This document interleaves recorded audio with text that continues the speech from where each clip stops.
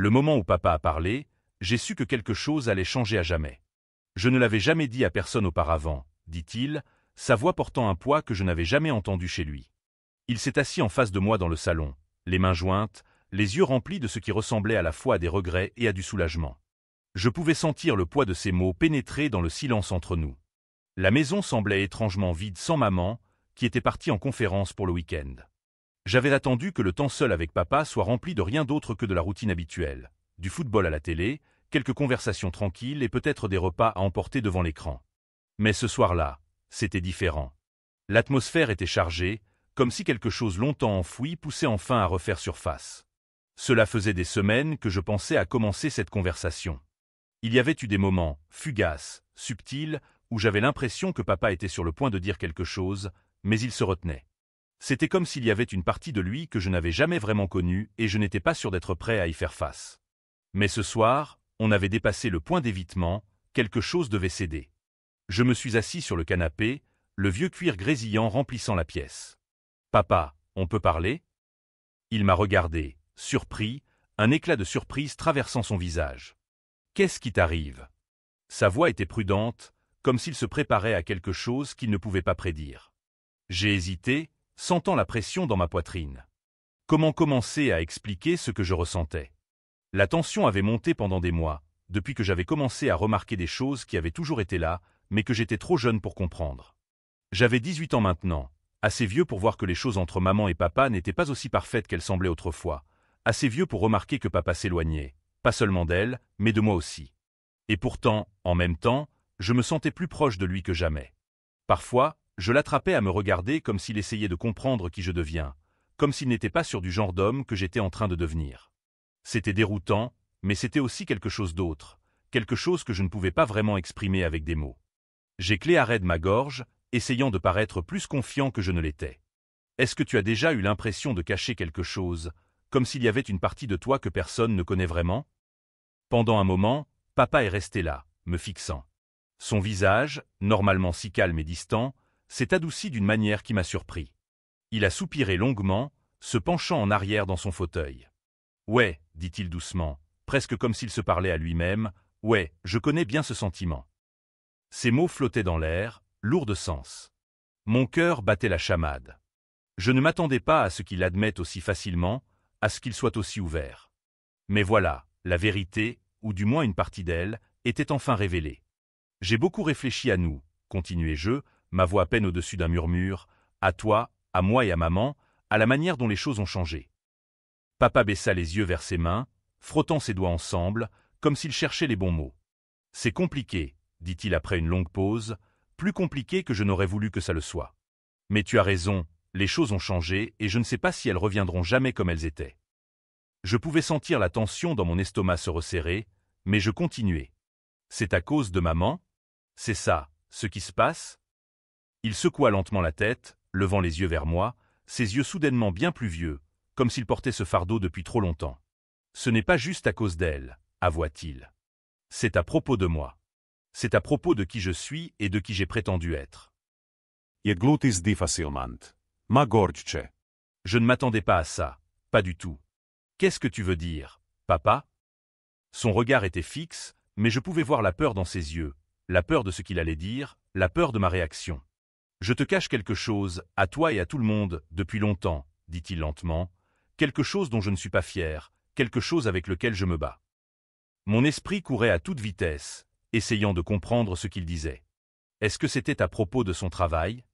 De sa relation avec maman? Est-ce que c'était à propos de moi? Mais avant que je puisse poser la question, il continua, sa voix maintenant à peine audible. « Je suis gai, » dit-il. Les mots sortirent de sa bouche comme s'ils étaient emprisonnés en lui depuis des années. « Je suis gai. » La pièce tomba dans un silence lourd. Je pouvais entendre le bourdonnement lointain du réfrigérateur dans la cuisine, le doux tic-tac de l'horloge sur le mur, mais rien d'autre.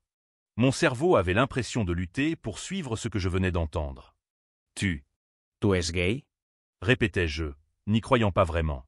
Papa hocha la tête, son expression douloureuse mais résolue. « Je le sais depuis longtemps, avant même de rencontrer ta mère. Mais, je ne pouvais pas l'accepter. Je pensais que si je l'ignorais, si je l'enfouissais profondément, ça disparaîtrait. Mais ça n'a jamais disparu. Et maintenant, après toutes ces années, je ne peux plus faire semblant. Je sentais comme si le sol s'était dérobé sous mes pieds. C'était l'homme qui m'avait élevé, l'homme que j'avais toujours admiré, et pourtant il me disait qu'il avait vécu un mensonge. Mes émotions étaient un tourbillon, choc, confusion, même colère, mais il y avait aussi autre chose, quelque chose d'inattendu. Je ne sais pas quoi dire, avouai-je, la voix tremblante. Tu n'as pas besoin de dire quoi que ce soit, dit papa, ses yeux cherchant les miens pour y trouver une forme de compréhension. Je sais que c'est beaucoup, je sais que ce n'est pas facile à entendre, mais je ne pouvais plus te mentir, pas plus longtemps. Je pris une grande inspiration, essayant de traiter tout cela. Maman le sait-elle? Non, dit papa doucement, du moins pas toute la vérité. Elle sait qu'il y a quelque chose qui ne va pas, mais je ne lui ai jamais dit cela. Je ne sais pas comment. Et maintenant, avec toi qui es plus vieux, j'ai senti que tu méritais de savoir. Je restais là, le regard fixé sur lui, essayant de réconcilier l'homme que je pensais connaître avec l'homme qui était assis devant moi maintenant. C'était comme un rêve, comme quelque chose dont je me réveillerais et que tout redeviendrait normal. Mais je savais que c'était réel, c'était mon père, et tout venait de changer. Je suis désolé, dit-il, la voix brisée. Je n'ai jamais voulu te faire de mal. Et c'est là que je réalisais quelque chose. Malgré le choc, malgré la confusion, je ne me sentais pas trahi. Je n'étais pas en colère contre lui. Au contraire, tout ce que je ressentais, c'était de la tristesse pour les années qu'il avait passées à cacher, à faire semblant, à vivre une vie qui n'était pas vraiment la sienne. Je ne suis pas en colère, papa, dis-je, me surprenant moi-même. Yeah. Je ne sais juste pas ce que cela signifie pour nous. Papa me regarda, ses yeux remplis d'un mélange d'espoir et de peur. Ça ne doit rien changer entre nous, dit-il. Je suis toujours ton père, je serai toujours ton père. Mais même alors qu'il disait ces mots, je pouvais sentir que ce n'était pas tout à fait vrai. Quelque chose avait changé et il n'y avait plus de retour en arrière. Mais l'histoire ne s'arrêta pas là, non, ce n'était que le début. Les jours qui suivirent la révélation de papa furent un flou. J'essayais de continuer ma routine habituelle, l'école, les amis, les devoirs, mais tout semblait différent. Chaque fois que je le regardais, je ne pouvais m'empêcher de me demander combien de temps il avait caché cette partie de lui-même et ce que cela signifiait pour nous, pour notre famille. Je n'arrivais pas à secouer le sentiment que quelque chose avait changé entre nous, que nous étions au bord de quelque chose d'irréversible. Maman était toujours absente, donc la maison semblait étrangement silencieuse, comme si elle retenait son souffle, attendant que quelque chose se passe. Papa et moi n'avions presque pas parlé de ce qu'il m'avait dit, c'était comme si nous avions tous les deux besoin de temps pour digérer. Mais le silence entre nous semblait rendre la tension encore plus palpable, et chaque jour qui passait, je sentais un poids de plus en plus lourd dans ma poitrine. Tout arriva à un point critique un soir. J'étais assis dans ma chambre, fixant la même page de mon manuel, depuis ce qui semblait des heures, incapable de me concentrer. J'entendis papa bouger en bas. Il cuisinait, comme il le faisait toujours quand maman était partie. Quelque chose dans cette normalité me semblait surréaliste. Comment pouvait-il continuer comme si rien n'avait changé, comme s'il n'avait pas bouleversé tout mon monde? Je fermai mon livre et descendis. Mon cœur battait fort dans ma poitrine. L'odeur des pâtes emplit la cuisine, et papa était debout devant la cuisinière, en train de remuer une casserole de sauce. Il leva les yeux quand il m'entendit entrer, un petit sourire presque hésitant jouant sur ses lèvres. « Eh, dit-il d'une voix douce, je voulais justement t'appeler pour le dîner. » Je hochai la tête, mais je ne pouvais pas me résoudre à lui rendre son sourire. Je ne m'assis pas, je me contentais de m'appuyer contre le comptoir, le regardant. La cuisine baignait dans la lumière chaude des lampes suspendues, projetant des ombres qui rendaient tout plus intime qu'il n'aurait dû l'être. « Papa, commençai-je, ma voix à peine plus forte qu'un murmure, il faut qu'on parle. » Il arrêta de remuer, sa main suspendue au-dessus de la casserole, et lentement, il se tourna vers moi, son expression impénétrable. « De quoi ?» Je répondis, ma gorge serrée, « De ce que tu m'as dit, de nous. » Pendant un moment, il ne dit rien. La tension dans la pièce était palpable, comme une corde tendue à l'extrême, prête à se rompre à tout instant. Puis, il lâcha un long soupir et posa la cuillère sur le comptoir. « D'accord, » dit-il, se tournant complètement pour me faire face. « Parlons-en. » Je ne savais même pas par où commencer. Comment parler à son père d'une chose pareille, de lui être gai, de comment cela changeait tout? J'avais l'impression de marcher sur une corde raide, à un mot près de tomber dans un abîme duquel je ne pourrais pas ressortir. « Pourquoi ne me l'as-tu pas dit plus tôt ?» demandai-je, la voix tremblante. « Pourquoi avoir attendu jusqu'à maintenant ?» Papa passa une main dans ses cheveux, baissant les yeux vers le sol. Je ne sais pas, avoua-t-il. Je suppose que je ne pensais pas que tu comprendrais. Ou peut-être que je n'étais pas prêt à l'affronter moi-même. Je déglutis difficilement, mon cœur battant à tout rompre dans ma poitrine. Mais tu as toujours su, tu sais depuis des années, n'est-ce pas? Il hocha la tête, sans me regarder dans les yeux. Oui, dit-il doucement. J'ai toujours su, mais je ne voulais pas l'accepter. Je pensais que je pourrais vivre une vie normale, que je pourrais être l'époux et le père dont tu avais besoin. Mais j'avais tort. La pièce sembla se refermer autour de moi. Je pouvais sentir les murs se resserrer, le poids de sa confession m'écraser. Je ne savais pas quoi dire, ni quoi ressentir, mais je ne pouvais nier qu'autre chose s'était construit entre nous depuis cette nuit où il m'avait révélé quelque chose que je ne pouvais plus ignorer. C'est juste à propos d'être gai. Alors? Demandai-je, la voix tremblante. Ou est-ce que c'est plus que ça? Est-ce à propos de moi? Papa me regarda alors, les yeux grands ouverts, surpris. Qu'est-ce que tu veux dire? Je peinais à trouver les mots. Mon cœur battait plus fort, mes paumes étaient moites. Je n'arrivais presque plus à penser droit. Est-ce à propos de nous? À propos de la façon dont les choses se passent entre nous depuis que maman est partie ce week-end? Parce que je n'arrête pas d'y penser, papa. Je n'arrête pas de penser à toi, ne serait-ce qu'une seconde. La pièce était complètement immobile. Je pouvais entendre le sang qui battait dans mes oreilles, mon cœur qui frappait dans ma poitrine comme un tambour. Papa me fixa, ses yeux cherchant les miens, comme s'il essayait de comprendre s'il avait bien entendu. Moi, à ce moment-là, sans avertissement, il fit un pas vers moi. Mon souffle se bloqua dans ma gorge alors qu'il se rapprochait, tendant la main pour poser doucement son doigt sur mon bras. Sa chaleur me traversa, et ce simple contact fit naître une réaction en moi. « Que veux-tu dire » demanda-t-il, sa voix à peine audible. Je pouvais sentir mon cœur battre fort dans ma poitrine, mes pensées devenant confuses. « Je ne sais pas, avouai-je, ma voix tremblante. Je ne sais pas ce que je ressens. C'est juste. Je sens que quelque chose a changé entre nous, et je ne sais pas quoi en faire. » La pression de sa main sur mon bras se fit plus palpable, et je vis la lutte dans ses yeux. Lui aussi semblait perturbé, essayant de comprendre ce qui se passait entre nous, ce lien étrange qui naissait, quelque chose entre l'acceptable et l'inacceptable. « Je ressens ça aussi, avoua-t-il, la voix basse, teintée d'émotion. Depuis ce soir-là. J'ai du mal à ne pas y penser, à ce que nous sommes. » Je sentis un poids m'envahir. L'atmosphère entre nous était dense, pleine de non-dits. C'était un mélange étrange de confusion et de désir. C'était mon père, après tout, et pourtant je me sentais submergé par une sensation nouvelle. Mon esprit me hurlait de m'éloigner, mais quelque chose me retenait. « Papa » murmurai-je, ne sachant plus ce que j'allais dire. Avant que je puisse finir, il se rapprocha davantage, son souffle effleurant ma peau. Il y avait une chaleur, une tension dans l'air, et je sentis mon cœur accélérer à chaque battement. Puis, sans que je puisse le contrôler, je m'approchai également. Au début, c'était hésitant, une tentative de comprendre ce qui nous unissait. Mais peu à peu, la situation se fit plus intense, comme si toute la tension accumulée depuis des semaines éclatait soudainement. Ses bras m'enserrèrent, et je me retrouvai contre lui, ressentant la puissance de sa présence. Un instant, tout disparut autour de nous, les doutes, les hésitations, tout ce qui nous séparait. Nous étions juste là, ensemble, dans cette connexion qui semblait nous échapper. Mais rapidement, la réalité revint à moi. Je me détachai, le souffle court, mon cœur battant la chamade. « Nous ne pouvons pas. » balbutiai-je, ma voix presque inaudible. « C'est trop compliqué. » Il me regarda, une expression partagée entre le désir et la culpabilité. « Je sais, » dit-il d'une voix chargée d'émotion. « Je sais que c'est compliqué, mais je ne veux pas que ça s'arrête. » Je savais qu'il fallait s'arrêter. C'était mon père. Pourtant, je ne pouvais m'empêcher de me demander si ce n'était pas le début de quelque chose de plus. Les jours qui suivirent furent les plus confus de ma vie. Mon esprit était un enchevêtrement de pensées et d'émotions que je ne pouvais démêler.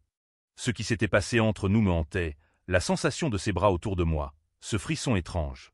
C'était déroutant, mais il y avait aussi une excitation mêlée de culpabilité. Papa et moi évitions d'en parler, comme si rien n'était arrivé. Mais chaque regard échangé, chaque moment passé dans la même pièce, me rappelait que quelque chose de profond était en train de se passer entre nous, quelque chose d'inexplicable. Les jours s'étiraient, la maison semblait pesante, comme si chaque instant était une attente de ce qui allait se passer. J'essayais de me convaincre que c'était une erreur, un écart, mais une partie de moi savait que ce n'était pas juste une simple erreur. Un soir, quelques jours après cet instant de confusion, je rentrais de l'école et trouvais papa dans le salon. Il était là, assis sur le canapé, fixant un écran éteint. Il leva les yeux quand j'entrai, son regard difficile à interpréter. « Salut », dit-il doucement. « Comment s'est passée ta journée ?»« Ça va », répondis-je, ma voix serrée. Je ne m'assis pas. Je n'arrivais pas à être près de lui, pas après ce qui s'était passé. Un long silence s'installa entre nous, et aucun de nous n'osa rompre ce calme. L'air entre nous était lourd et épais. Je pouvais sentir le poids de son regard sur moi, et je sentais qu'il voulait dire quelque chose, mais il retenait ses mots. « Papa, il faut qu'on parle de ce qui s'est passé », lâchai-je enfin, incapable de supporter plus longtemps cette tension. Son visage se crispa et il détourna les yeux, se frottant le visage avec sa main. « Je sais », dit-il doucement. « J'y pense aussi. » Je ne.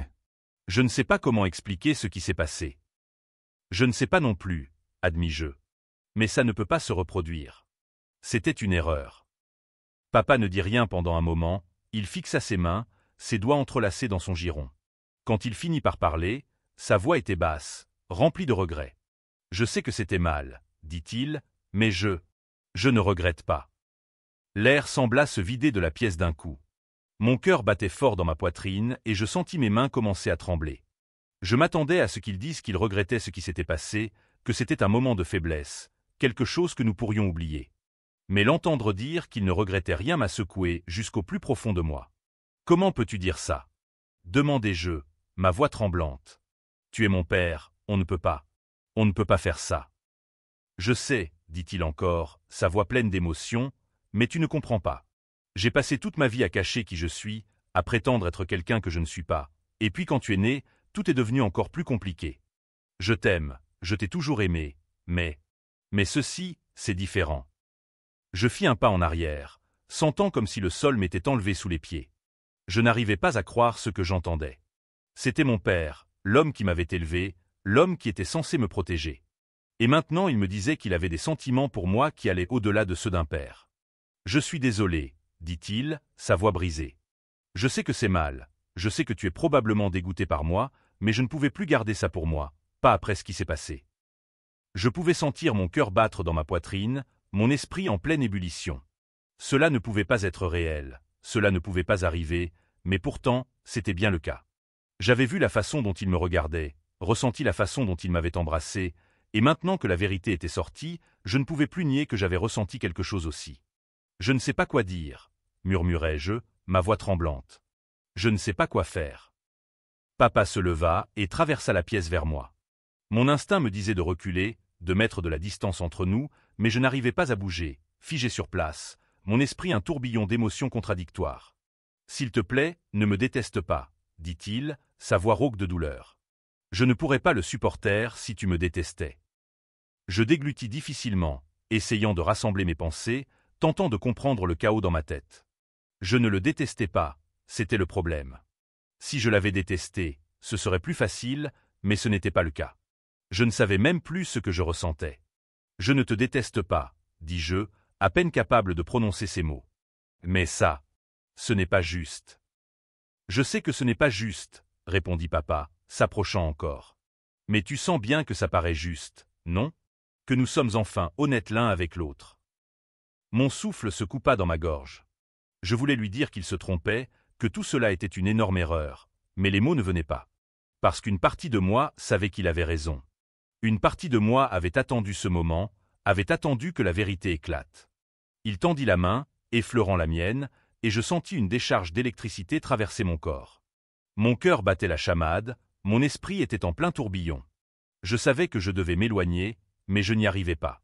Au lieu de cela, je restais là, le regardant, mon pouls frappant dans mes oreilles. « Ça ne peut pas arriver, » murmurai-je, même si mon corps se penchait instinctivement vers lui. « Je sais, » dit-il doucement, sa main se resserrant autour de la mienne. « Mais je ne veux pas m'arrêter. » Et c'était là. À cet instant, tout le reste disparut.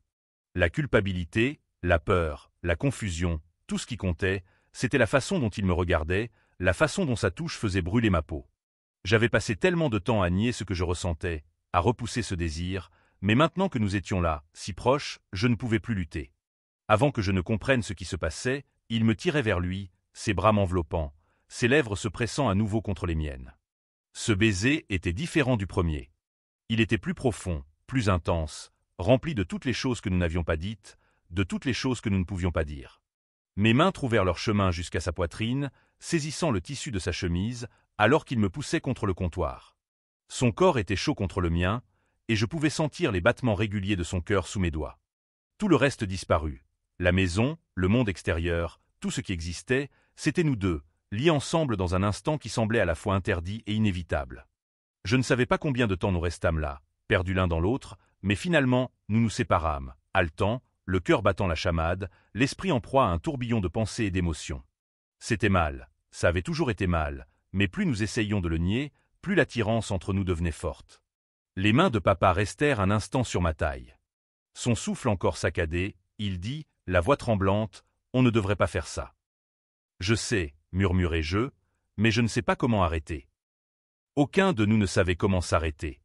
Et même si nous savions tous les deux les conséquences, même si nous savions à quel point c'était mal, nous étions déjà allés trop loin.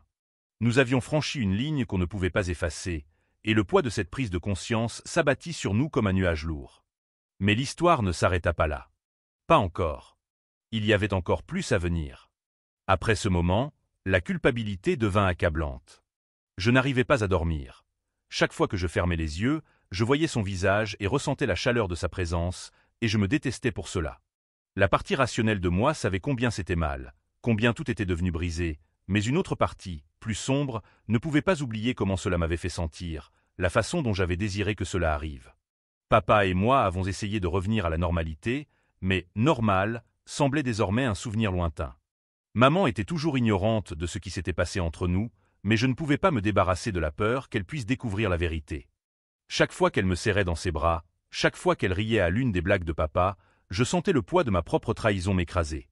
Je ne pouvais pas la regarder sans me sentir comme une fraude. Les jours se transformèrent en semaines, et la tension entre papa et moi ne fit que grandir.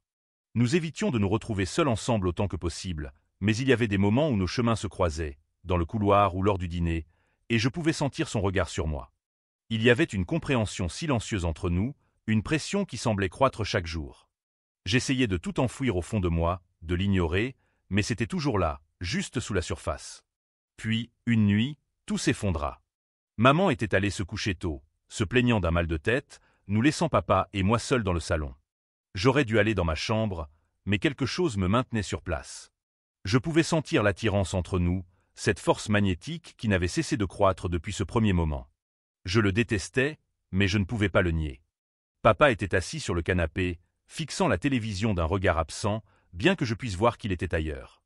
Je m'assis dans le fauteuil en face de lui, mon cœur battant à tout rompre dans ma poitrine. Aucun de nous ne dit un mot pendant ce qui sembla être des heures. Le silence était suffocant, lourd de toutes les choses que nous ne disions pas. Enfin, je ne pus plus supporter cette tension. « Papa, » murmurai-je, la voix tremblante, « on ne peut pas continuer comme ça. » Il ne me regarda pas, mais je vis la manière dont sa mâchoire se contracta, comment ses mains se fermèrent en poing dans son giron. « Je sais, » dit-il doucement, « mais je ne sais pas comment arrêter. »« Il faut qu'on arrête, » dis-je, ma voix plus ferme cette fois. « On va tout gâcher. » Papa me regarda enfin. Ses yeux étaient sombres, remplis de quelque chose que je ne pouvais pas identifier. « Je pense qu'on l'a déjà fait, » dit-il. La vérité de ces mots me frappa comme un coup de poing dans le ventre. Il avait raison. Il n'y avait plus de retour en arrière, plus de possibilité d'annuler ce qui avait déjà été fait. Nous avions franchi une ligne, et il était trop tard pour prétendre que cela n'avait pas eu lieu. Mais nous devions essayer, non? Pour maman, pour notre famille. Il faut qu'on dise à maman, dis-je, la voix à peine audible. Les yeux de papa s'écarquillèrent de choc, et pendant un instant, il sembla ne pas m'avoir entendu correctement. « Quoi ?» demanda-t-il, la voix basse et tendue. « On ne peut pas lui dire, » répondit-il en se levant du canapé et en faisant les 100 pas dans la pièce. « Ça la détruira. »« Elle va finir par le savoir, de toute façon, » répliquai-je, sentant la panique monter dans ma poitrine. « Elle mérite de connaître la vérité. » Il secoua la tête, se levant et commençant à marcher dans la pièce. « Non, » dit-il à nouveau, cette fois plus fermement. « On ne peut pas. Je ne veux pas lui faire ça. » Je me levai à mon tour, les mains tremblantes. « Alors, qu'est-ce qu'on est censé faire? Continuer à lui mentir? » Continuez à faire comme si tout allait bien, alors que ce n'est pas le cas? Papa s'arrêta de marcher et se tourna vers moi, les yeux remplis d'une colère mêlée de désespoir. « Je ne sais pas, » cria-t-il, la voix brisée. « Je ne sais pas ce qu'on est censé faire. Je n'ai jamais voulu que ça arrive. » Moi non plus, dis-je doucement, le cœur brisé à la vue de sa souffrance. Mais ça a bien eu lieu. Pendant un long moment, nous restâmes là, à nous regarder, le poids de tout ce que nous avions fait pesant sur nous comme une lourde couverture. Je pouvais voir la douleur dans ses yeux, le regret, mais il y avait aussi autre chose, quelque chose qui me terrifiait. Une partie de lui ne voulait pas s'arrêter. Et une partie de moi non plus. Nous devons comprendre ce qui se passe, dis-je, ma voix tremblante, avant qu'il ne soit trop tard. Mais au fond de moi, je savais qu'il était déjà trop tard. Juste à ce moment-là, nous entendîmes un bruit venant de l'étage, le son de pas. Mon cœur s'arrêta dans ma poitrine, et je me tournai vers l'escalier, juste au moment où maman apparut en haut, le visage pâle et les yeux écarquillés de confusion. « Tout va bien ?» demanda-t-elle, sa voix douce mais remplie d'inquiétude. La panique monta en moi. L'avait-elle entendu? Savait-elle? Mon esprit tournait à toute vitesse, cherchant quelque chose, n'importe quoi, pour expliquer la tension qui régnait dans la pièce. « Oui, » répondis-je rapidement, forçant un sourire. « Tout va bien. On discutait juste. » Maman plissa légèrement les yeux, regardant tour à tour moi et papa. Elle sentait que quelque chose n'allait pas, mais heureusement, elle ne posa pas de questions. « D'accord, » dit-elle lentement. « Je voulais juste m'assurer. » Puis elle se tourna et monta les escaliers. Je laissai échapper un souffle que je ne savais même pas que je retenais. Papa fixait le sol, ses épaules affaissées, comme vaincu. Aucun de nous ne dit un mot alors que nous restions là, le silence entre nous plus assourdissant que n'importe quelle dispute. Cette nuit-là, je ne pouvais pas dormir. Je me tournais et me retournais, mon esprit en effervescence avec tout ce qui s'était passé, tout ce qui pourrait arriver. Je savais ce qu'on devait faire, mais l'idée de le faire me terrifiait. Dire la vérité à maman la détruirait, mais continuer à mentir détruirait tout le monde. Le lendemain matin, je trouvai papa dans la cuisine, buvant son café à la table. Il avait l'air épuisé, des cernes noires sous les yeux, ses mains tremblant légèrement en tenant sa tasse. Il leva les yeux quand je rentrai, et je vis la culpabilité et le regret gravés dans chaque ligne de son visage. « Il faut qu'on lui dise, » dis-je doucement, en m'asseyant en face de lui. Papa ferma les yeux, laissant échapper un long soupir tremblant. « Je sais, » murmura-t-il. Plus tard dans la journée, nous nous assîmes tous les deux dans le salon. Mon cœur battait fort dans ma poitrine, mes mains tremblaient alors que je cherchais les mots. Je n'arrivais pas à la regarder dans les yeux lorsque nous lui avons dit la vérité. Papa fit la plupart des révélations, sa voix pleine d'émotion, mais quand il arriva au moment de parler de ce qui s'était passé entre nous, les mots se bloquèrent dans sa gorge. C'est moi qui ai finalement parlé. Les mots sortirent de ma bouche comme des éclats de verre. Au début, maman ne dit rien. Elle resta là, nous fixant avec des yeux grands ouverts, ne comprenant pas. Puis lentement, la réalisation la frappa, et son visage se déforma. Les larmes dévalèrent ses joues, et le bruit de ses sanglots emplissait la pièce. C'était le son le plus déchirant que j'ai jamais entendu. « Je suis désolé, » murmurai-je, la voix brisée. « Je suis tellement désolé. » Mais ce n'était pas assez. Rien de ce que nous pouvions dire ne pourrait jamais suffire. Elle ne dit rien en se levant et quittant la pièce.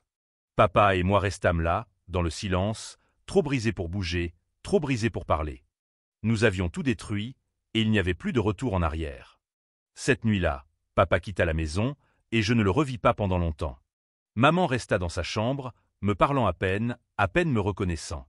Je restais là, dans la maison vide, le silence pesant sur moi, fixant la porte par laquelle papa était parti. Mais même si le calme s'était installé autour de moi, je ne me sentais pas complètement à l'aise. Parce qu'au fond de moi, je réalisais qu'il y avait certaines choses dont je ne pouvais pas m'éloigner.